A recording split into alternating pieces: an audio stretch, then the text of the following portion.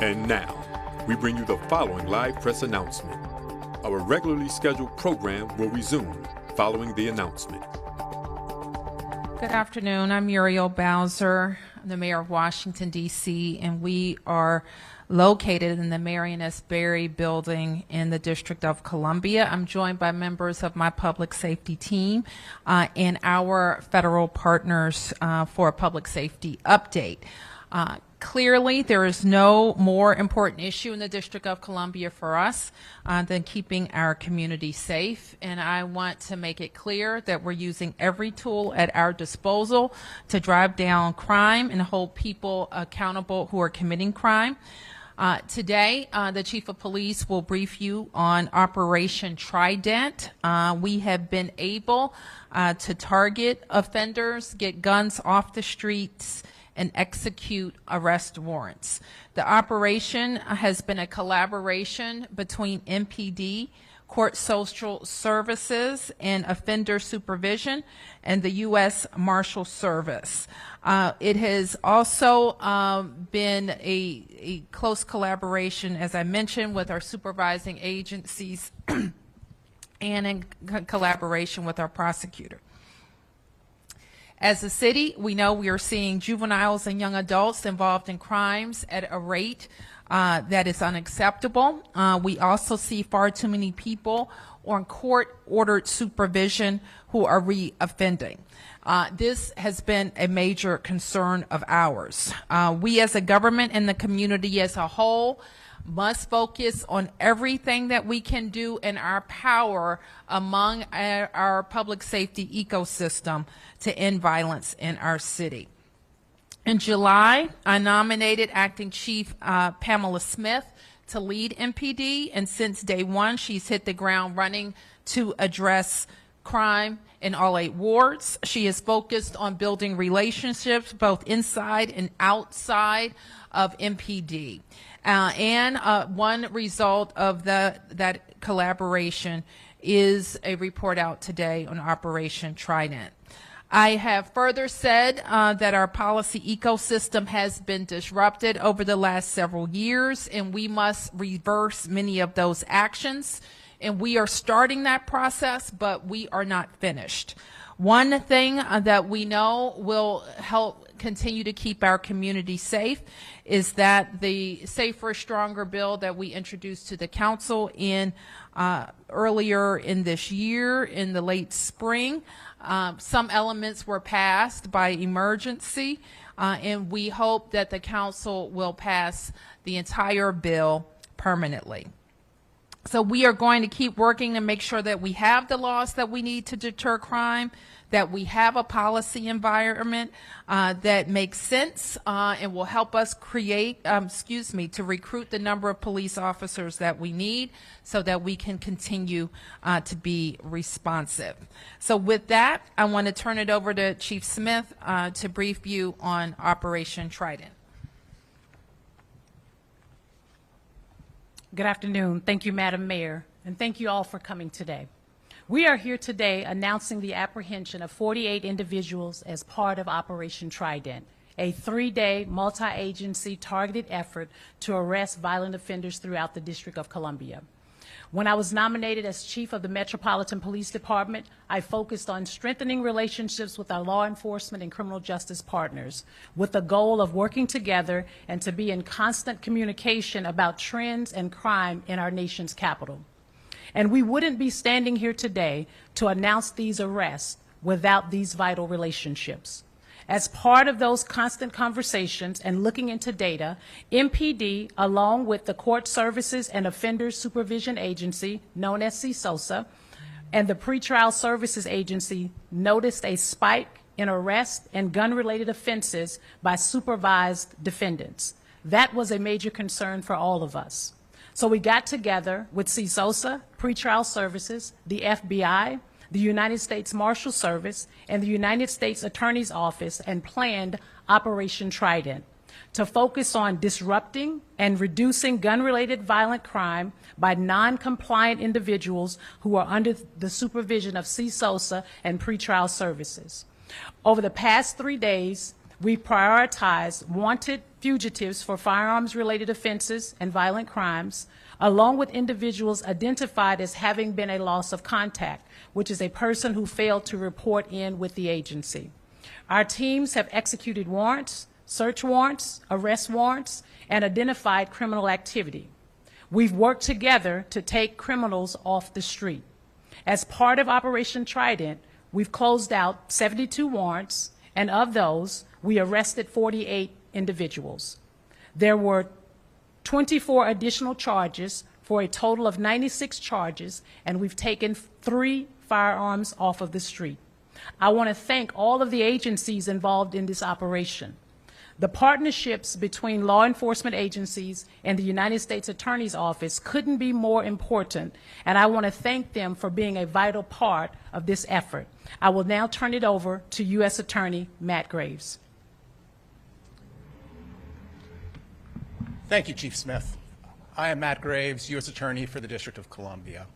I want to thank all of our law enforcement partners assembled on the stage today for the successful operation that was carried out over the course of the last 3 days.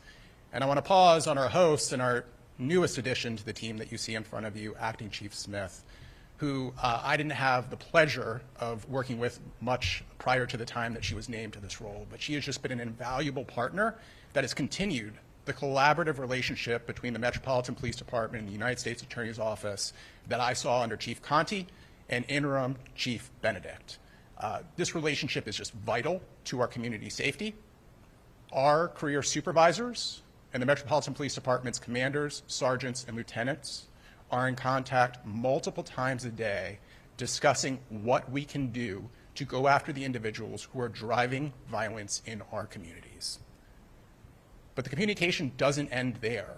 Not a week goes by that I am not personally in contact with either Acting Chief Smith or Executive Chief Benedict about the pressing issues facing our community. And it's not just informal contacts. We also have formal meetings that are calendared to regularly discuss the violent crime issues that we're all confronting. In fact, it was at the last of our meetings where we were discussing a number of operations that are currently ongoing in the community where we finalized the plans for this operation. Before turning the podium over to Assistant Director in Charge of the FBI, Sundberg, I would be remiss if I didn't highlight one fact. There were 3 firearms recovered in connection with this operation. These were all individuals who were under supervision, either while they were awaiting trial or after having gotten the benefit of probation after trial, that had fallen out of supervision and a warrant had to be issued for their arrest. This is just another data point in the point that we continue to make that we are seeing in an alarming trend individuals who are under supervision rearming or arming themselves during the course of the supervision. The ecosystem has to change. The individuals you see assembled before you today need to be given the tools to address this new reality. With that, I recognize the Assistant Director in Charge. Thank you, United States Attorney Graves. Much appreciated, as well as your comments on relationships.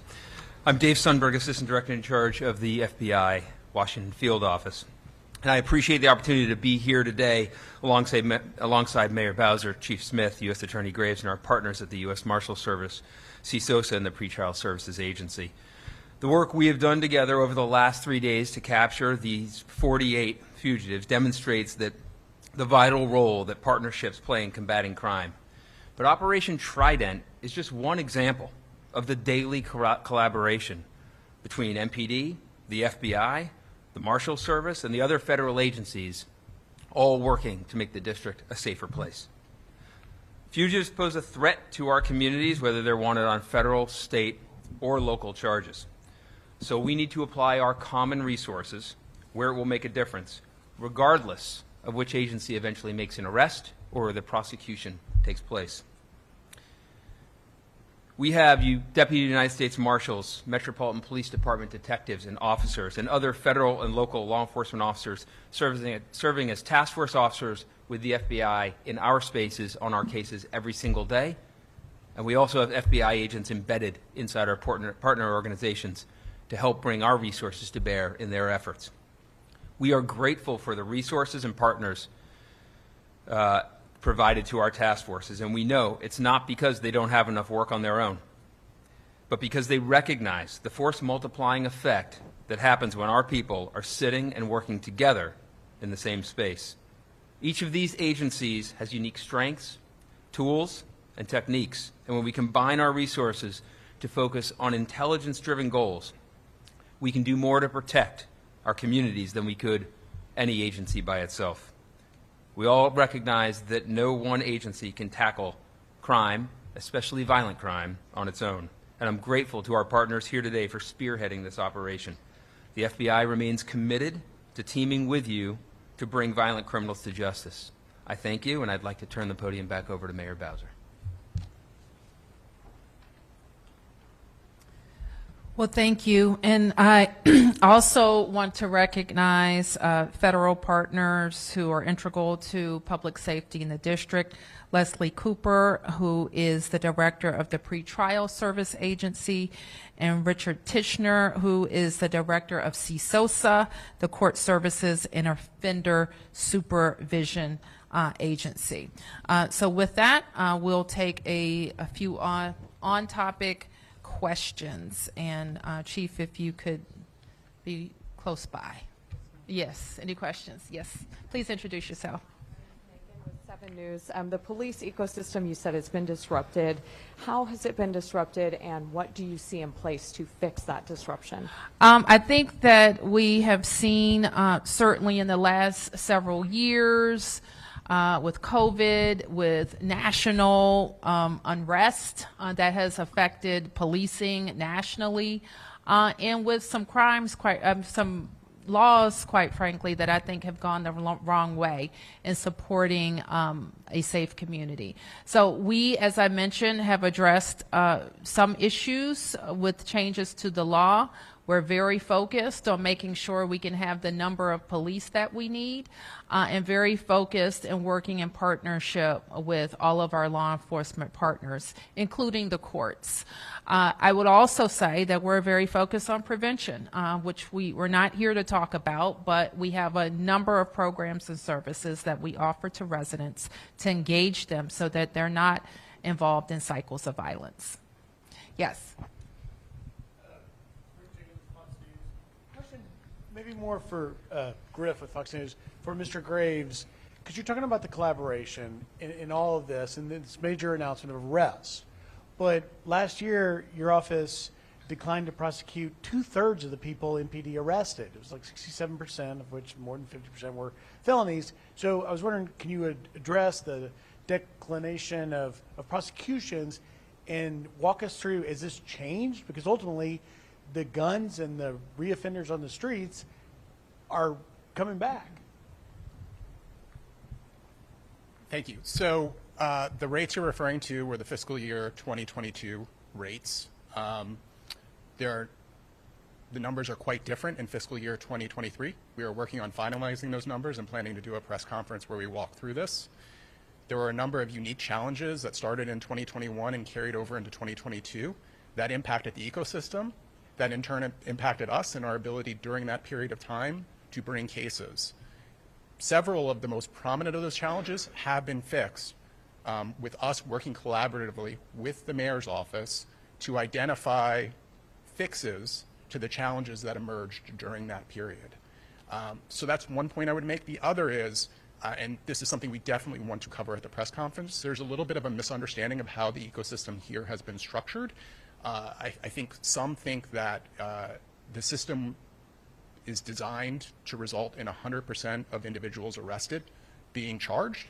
That's not the case. I'm going to go into this in greater depth, but one thing that is unique about this district is we are among the minority of jurisdictions that have mandatory arrest for domestic violence laws, and we actually have the most severe, by our read of it, law of the kind, which basically says whenever officers show up at an incident that involves a domestic dispute, there's probable cause to believe they committed an offense and charge the most serious offense that they believe there's probable cause for.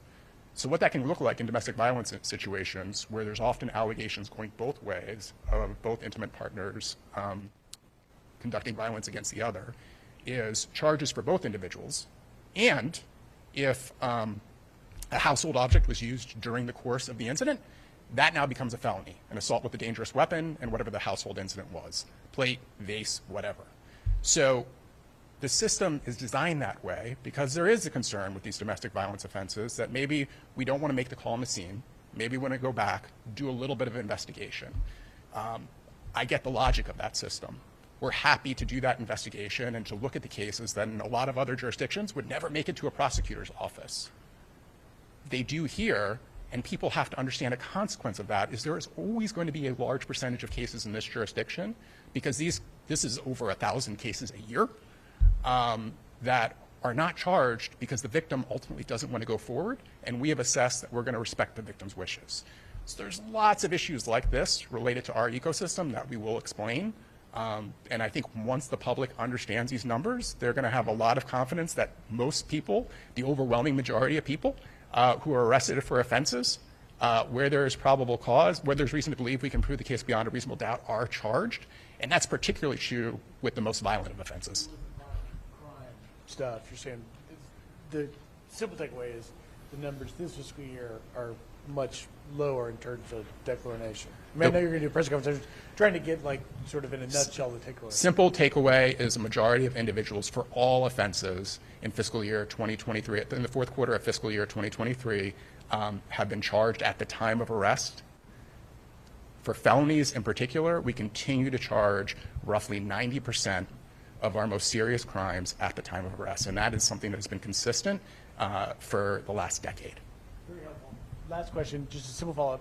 You mentioned when you were talking earlier that you wanted, in the collaboration with different law enforcement folks, to be, quote, need to be given certain tools to further help. What, and this is for you or anybody, Chief, what tools do you need to, try and get this violent crime issue under control? Like, what don't you have that you want? So with respect to firearms in particular, there are a number of tools. One I will flag is, and let me take a step back and talk about how our system is currently functioning. So our most common charge for an individual who is illegally carrying a firearm is carrying a pistol without a license.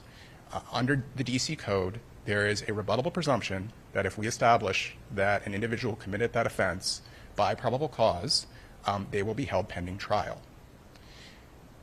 In our experience, even though we routinely seek that hold, those individuals are held less than 10% of the time prior to trial.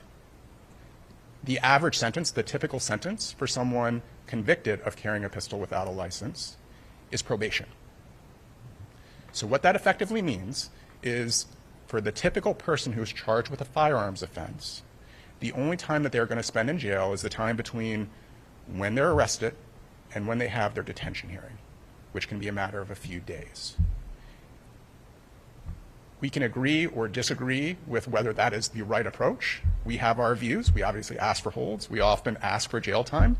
But that is the system. And if that is the reality, and the data says that gun offenders are most likely to recidivate as compared to non-gun offenders, then we should have tools and there should be agreements reached with those individuals who are given the privilege of remaining in the community that they will agree when they are in public places to consent searches, to confirm that they are not in fact carrying firearms. It's trust but verify.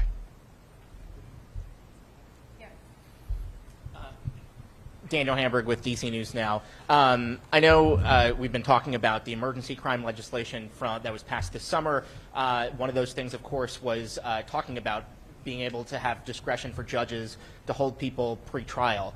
So first question is that working? And what more needs to be done? Clearly, all of these people that were arrested in this operation were committing offenses in that pre-trial position. Or probation. I'm going to ask, and I failed to introduce her, but now I'll introduce her to answer some questions about the emergency legislation as Deputy Mayor for Public Safety and Justice, Lindsay Appiah.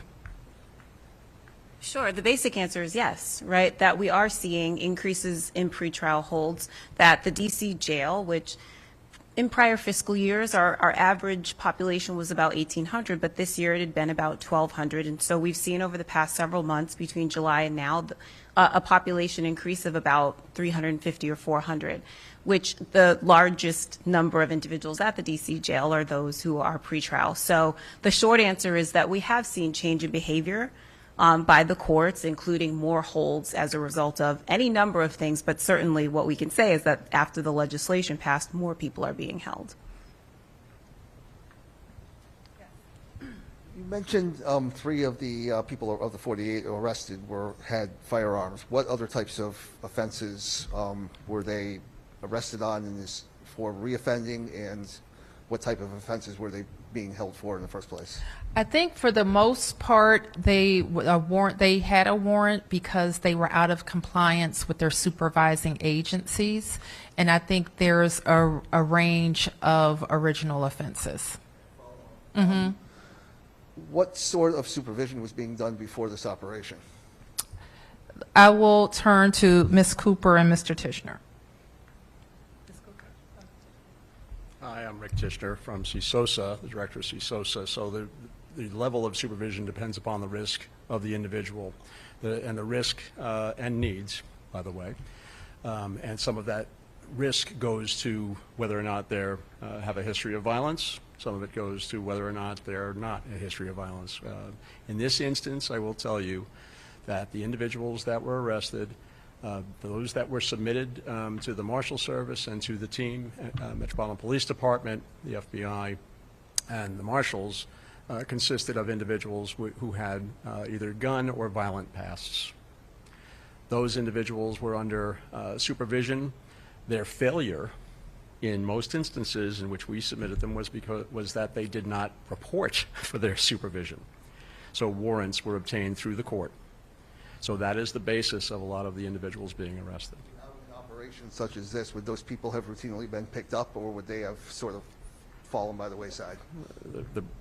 I won't say routinely, but it happens. You know, people are arrested as a result of warrants that we obtain in DC Superior Court for these individuals, and people are. This was a specific example of a collaboration in which law enforcement and others, lots of partners here, went out, got together, and then law enforcement went out and arrested individuals that had warrants, many of them. Not all of them. Some on the list that we have did not have warrants, but the people from CSOSA had warrants for them.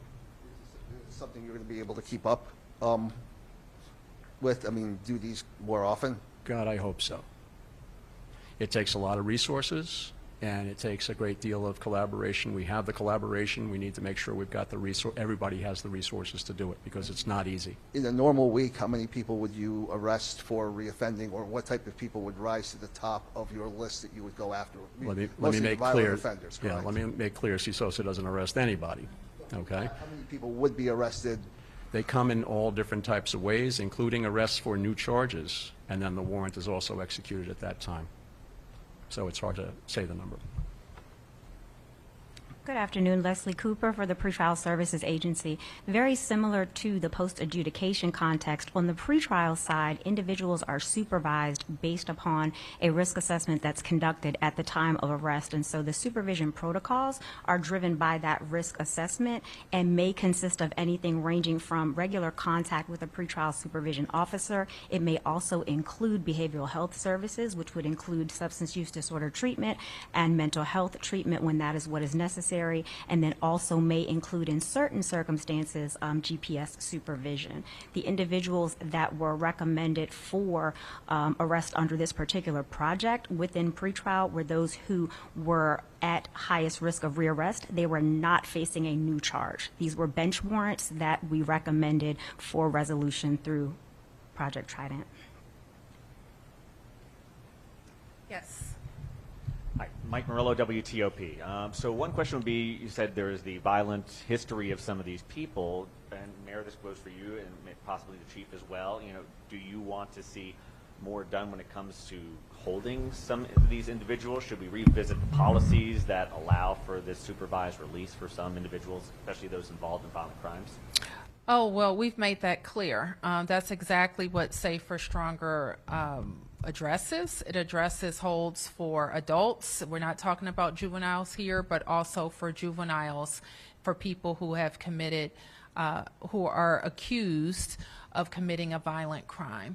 And I'm grateful to Ms. Cooper and Mr. Tishner for actually describing what it is that supervision is and what it isn't. And frequently I'm in the community talking about, and I'm talking in our CJCC, and I'm talking about in our meetings, what are all of our federal partners do. So you can see both Mr. Tishner and Ms. Cooper, they don't work for DC government. They don't work for the chief of police. They don't work for the mayor. But they are a critical part of what we do. And so what I want to be crystal clear to the community is that we're going to do everything that we can to make our community safer. And people who are under supervision because they've been accused of a crime and who are awaiting trial, Ms. Cooper's staff is making sure that they're being in compliant. The idea behind it is that they're not going to be out there committing crimes while they're being charged with other crimes. And if they can be connected to services, they are. Mr. Tishner's group, they've already been convicted of a crime, but they're out on probation. They still have requirements before they're fully released from the care of the government. And they have to meet those commitments, because if they don't, they could be arrested. And that means that they're disrupting a new job they could have gotten. They're disrupting a lot of things. But in some cases, what what's being disrupted is more crime. So that's what we're here to talk about today. If you are in one of these release statuses, you have to be compliant. You can't be committing more crimes, or you could get rearrested. And that's the point of today. Yes. That most or all of these people will be detained beyond their new court hearings tomorrow? I don't know, Peter. And the fact is, what are you asking? Would they go back into supervision? Right. A lot of these people were picked up for non-compliance, for not showing up, or not reporting correctly. That's correct. Will those people be out back on the street by Saturday? Well, my hope is that they will be in compliance. And if that means, and that would be up to a judge to determine if they'll be in custody, hopefully it means that they will be made to re-engage with supervision. Yes, I'll take a couple more. Yep. Thank you, Mayor. Really quickly, you kind of touched on this in the last question, but what's the takeaway for the community and families at home? 48 fugitives were arrested through this operation, but what is next? Can we expect more operations like this? There are operations ongoing all day, every day. And some are at this level where we're talking about people who aren't compliant.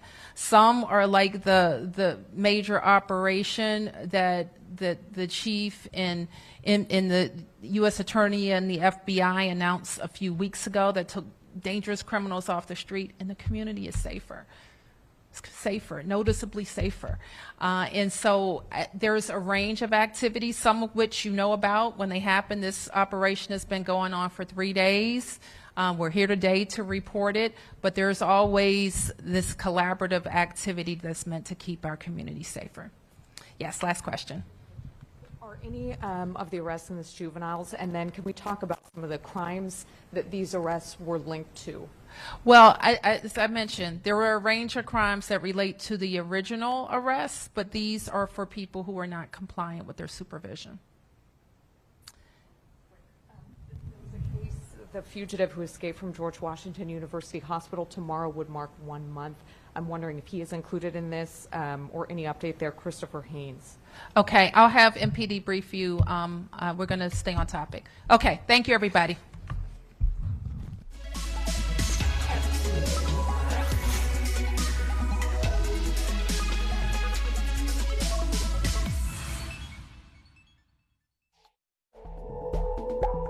We now return to our previously